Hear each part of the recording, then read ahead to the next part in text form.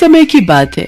किसी गांव में दीनू नाम का आदमी अपनी पत्नी और 2 बच्चों के साथ रहता था। दीनू गांव के सेठ किशोरीलाल के पास नौकरी करता था। किशोरीलाल के पास बहुत सी पालतू बकरियां थी, जिनमें से एक बकरी गर्भवती थी। बकरी ने जिन बच्चों को जन्म दिया, उनमें से एक बच्चा बहुत ही कमजोर पैदा हुआ। वो अक्सर बीमार रहता था। एक दिन सेठ गुस्से में बोला, अरे दीनू, एक काम कर, इस बकरी के बच्चे को तू कहीं दूर जंगल में छोड़ा। हर समय इसकी वजह से और भी बकरियां बीमार होने लगी हैं। हमें बीमार को नहीं रखना। ठीक है मालिक, मैं कल सुबह ही इसे जंगल छोड़ाऊंगा। अगले दिन दीनू बकरी के छोटे से बच्चे को जंगल में छोड़ने के लिए चला जाता है। वो जैसे ही बकरी के बच्चे को छोड़ने लगता है, बच्चा मैं करने लगता है, मानो वो दीनू से कुछ कह रहा हो। कितना मासूम और प्यारा बच्चा है। अगर मैं इसको यहाँ जंगल में छोड़ गया तो जंगली जानवर इसको मार कर खा जाएंगे। पता नहीं, मन नहीं कर रहा इसे कि इसे यहाँ छोड़ कर जाऊं। दीनू बकरी के बच्चे को उठा लेता है और अपनी गोद में लेकर प्यार करने लगता है।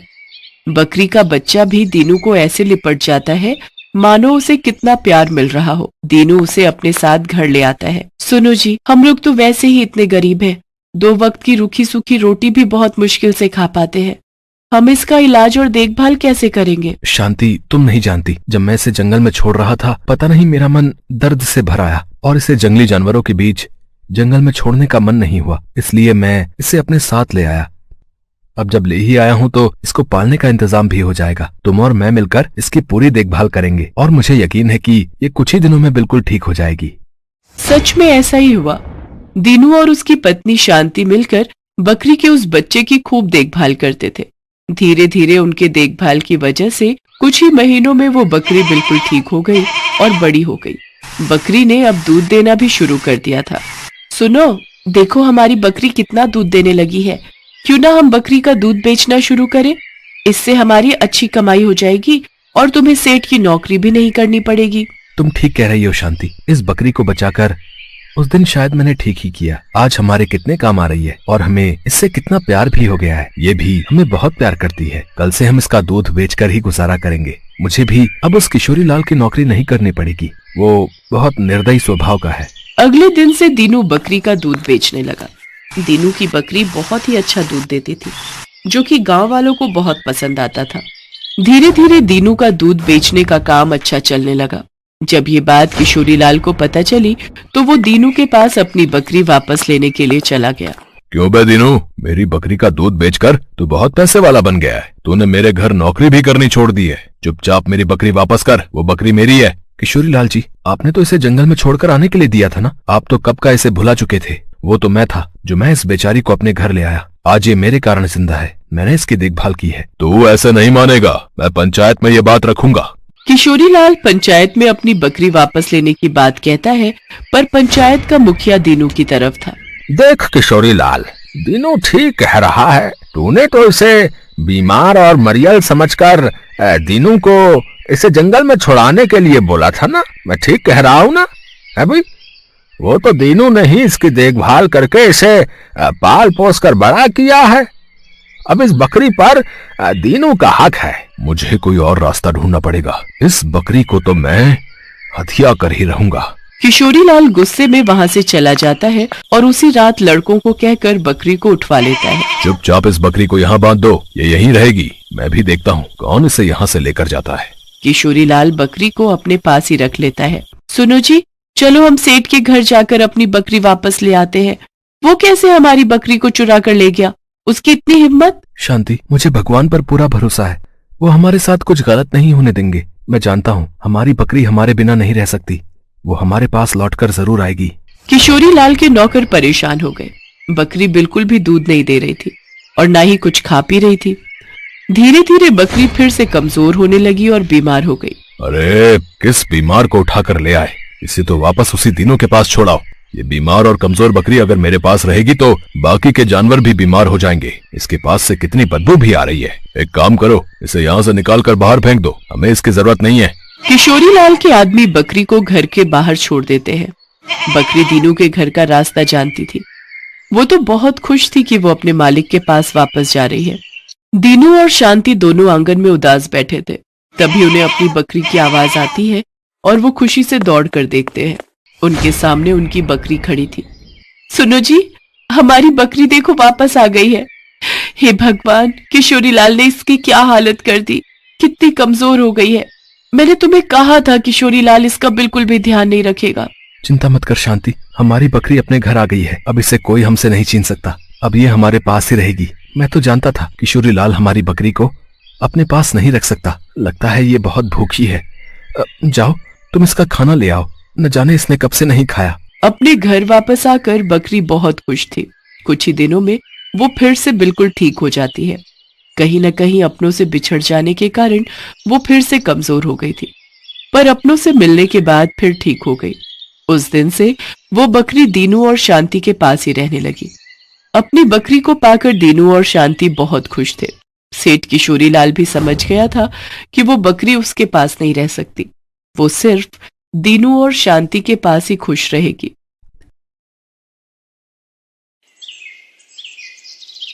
उर्मिला माधोपुर गांव में रहती थी। उसके पास पारो नाम की एक पालतू गाय थी। पारो उर्मिला के साथ पिछले कई सालों से है। पति के देहांत के बाद इसी गाय के सहारे उर्मिला ने अपने परिवार को चलाया। उसकी गाय का दूध पूरे गांव में मशहूर था। गांव के सभी लोग उर्मिला से ही दूध लेते थे। उर्मिला का बेटा शहर में पढ़ता था। वहीं उसे पूनम नाम की एक लड़की से प्यार हो गया और उसने अपनी माँ को बिना बताए पूनम से मंदिर में शादी कर ली। आज वो गांव वापस आने वाला था। उर्मिला बहन, 2 किलो कर देना दूध। 1.5 किलो मुझे भी देना। क्या बात है उर्मिला बहन, आज तो तुम बड़ी खुश दिखाई दे रही हो। बात ही खुशी की है सरोज बहन, आज मेरा बेटा गांव वापस आ रहा है। बस जल्दी जल्दी काम निपटा कर उसी के लिए बढ़िया बढ़िया पकवान बनाऊंगी। पता नहीं शहर में उसे क्या खाने को मिलता होगा और क्या नहीं। अच्छा तो ये बात है, चलो बहुत बढ़िया हुआ। कब से बेटे के बिना अकेले रहते रहते तुम उदास हो गई हो। अब वो आ जाएगा तो तुम्हारे साथ काम में भी मदद कर देगा। हाँ वो तो है। अरे आ रही हूँ पारो, तू क्यों आवाज लगा रही है? मैं जानती हूँ तू भी सूरज का नाम सुनकर बहुत खुश हो रही है। रुक, मैं अभी तुझे चारा डालती हूँ, फिर तो सूरज ही तुझे खिलाएगा। उर्मिला की गाय पारो अपनी आवाज में उससे बातें कर रही थी, मानो वो भी सूरज के आने की खुशी मना रही हो। शाम के समय सूरज आ जाता है, पर अपने बेटे के साथ बहू को देखकर उर्मिला को बहुत बुरा लगता है। माँ तुम नाराज मत हो, सब कुछ बहुत जल्दबाजी में हुआ। पूनम के पिताजी की तबीयत ठीक नहीं थी और वो चाहते थे कि हम ये शादी जल्दी से जल्दी कर लें, इसलिए मैं आपको बता ही नहीं पाया। पर अब मैं आपके साथ ही रहूंगा, आप चिंता मत करो। और माँ पूनम बहुत अच्छे स्वभाव की पढ़ी लिखी लड़की है, आप एक दूसरे को आसानी से समझ जाओगे। ठीक है, देखती हूँ वो मुझे कितना समझती है। गांव के रहन सहन और शहर के रहन सहन में बहुत फर्क है बेटा। उर्मिला की तरह पूनम घर के कामकाज नहीं कर पाती थी। उसे तो घर का कोई भी काम करना नहीं आता था। सूरज, तुमने मुझे कहाँ लाकर पटक दिया है? मुझसे ये घर के काम नहीं होते। हमें शहर वापस चलना चाहिए। उस गाय का गोबर साफ करो, उसे चारा डालो, उसे नहलाओ, घर की लीपा पोती करो। ये सब करके तो बदबू के मारे मेरा बुरा हाल हो रहा है। ऊपर से तुम्हारी माँ को माजी माजी का नाटक करते हुए लहसुन प्याज ही काटती रह जाओ। कैसी बातें कर रही हो पूनम? यहाँ पर सारा कामकाज बना हुआ है। मैं तो यहाँ पर बढ़िया सी डेयरी खोलने की सोच रहा हूँ। दूध, घी, पनीर, दही और कुछ खास मिठाइयों की बहुत ही बढ़िया डेयरी खुल जाएगी। हमारी अच्छी खासी कमाई हो जाएगी। शहर में घर का किराया, खर्चा पानी कितना ज्यादा है। वहां पर मुझे काम सेट करने में ही सालों गुजर जाएंगे। और जहां पर मेरा अपना खुद का घर का काम है, हम शहर में क्या करेंगे? तुम्हें पता भी है हमारी गाय का दूध पूरे गांव में मशहूर है। सोचो हम कितना कमा लेंगे। और फिर हमारे यहाँ रहने से माँ को भी सहारा रहेगा। वो बेचारी अकेले काम नहीं संभाल पाती है। अच्छा तुम काम करो, मैं थोड़ी देर बाजार होकर आता हूँ। कह तो सूरज ठीक ही रहे हैं। शहर में काम करने के लिए पैसों की भी जरूरत होगी। यहाँ पर तो अपना मकान, अपना काम है और फिर हमें तो पैसे कमाने से मतलब है। कुछ सालों में अच्छे पैसे कमा लिए तो बाद में शहर जाकर बस जाएंगे। पर मुझे किसी भी तरह से सासू माँ से अलग होना है ताकि उस गाय पर मेरा कब्जा हो जाए। पता नहीं, माँ जी तो बहुत चालाक है, कितने पैसे अपने अंदर करके बैठी होंगी। पूनम को पता था कि सूरज गांव में ही काम बढ़ाने वाला है, इसलिए वो अलग होने के रास्ते ढूंढने लगी। सूरज, सुबह से काम कर करके मैं थक गई हूँ। मेरे आने के बाद माँ जी ने घर के सारे काम मेरे ही जिम्मे डाल दिए हैं। गाय को नहलाना, धुलाना, गोबर साफ करना, चारा डालना, सारी देखभाल तो मैं करती हूँ और दूध बेचने के टाइम पर माँ जी गल्ला लेकर तखत पर खुद बैठ जाती हैं। ऐसे थोड़ी होता है। मैं अब और बर्दाश्त नहीं कर सकती। जब मैं इतना काम कर रही हूँ तो फिर मैं अलग ही रहूंगी। मुझे माँ जी के साथ नहीं रहना। और हाँ, उस गाय पर मेरा हक है। मुझे तो बस बंटवारा चाहिए, गाय का बंटवारा। पूनम इतनी जोर जोर से चिल्लाकर ये बात कह रही थी कि उसकी बात उर्मिला के साथ साथ पड़ोसियों ने भी सुन ली और सब वहाँ आ गए। बहू, बंटवारा, वो भी मेरी पारो का? मेरे जीते जी ऐसा कभी नहीं होगा। और तुम जानती ही क्या हो पारो के बारे में? उसे मैंने बहुत प्यार से पाला है, उसकी देखभाल की है। तुम मेरी पारो को एक दिन भी रख कर तो दिखाओ, वो तुम्हारे साथ एक दिन भी नहीं रहेगी। हाँ हाँ, इस गाय की देखभाल मैं कर लूंगी, आप उसकी चिंता मत करो। पर एक शर्त है, आप बीच में दखलंदाजी नहीं करोगी। मैं जैसी मर्जी गाय की देखभाल करूं, आप उससे दूर रहोगी। सूरज, अगर आज बंटवारा नहीं हुआ तो मैं तुम्हें छोड़कर शहर चली जाऊंगी। माँ, अगर पूनम चाहती है तो आप उसे गाय दे क्यों नहीं देती? उसे एक बार कोशिश करने तो दो। कहीं ऐसा ना हो आप दोनों के झगड़े में मेरी शादीशुदा जिंदगी खराब हो जाए। सूरज बेटा, एक माँ कभी नहीं चाहती कि उसके बच्चों का घर खराब हो। अगर बहू की यही इच्छा है तो आज से मैं अपनी पारो बहू के हवाले करती हूँ।